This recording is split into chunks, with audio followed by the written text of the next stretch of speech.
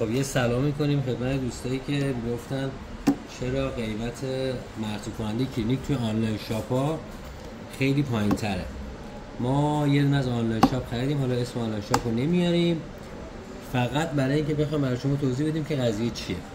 این جنس ما، این جنس آنلاین شاپه.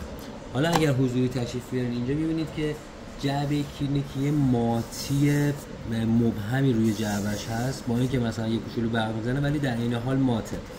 اما این جعبه کاملا انعکاس نور اگر توی فیلم مشخص باشه کاملا براقه. حالا این براقیت ماتی توی والف اون اپلیکاتورش هم کاملا مشخصه. این یه براقیت توأمه با ماتی رو داره و این کاملا براقه. حالا برمیگردیم تو بحث کیفیت چاپ.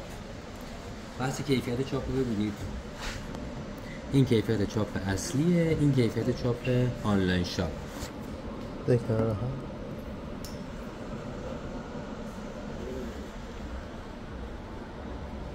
و روی شیشه ببینید این لقی رو ببینید، این برای محصول کلینیک همچین اتفاقی امکان نداره. حالا ببینید این محصول خودمون میچرخونیم وای میسته، این محصول آنلاین شاپ مثل فرفره میکنه. چرا؟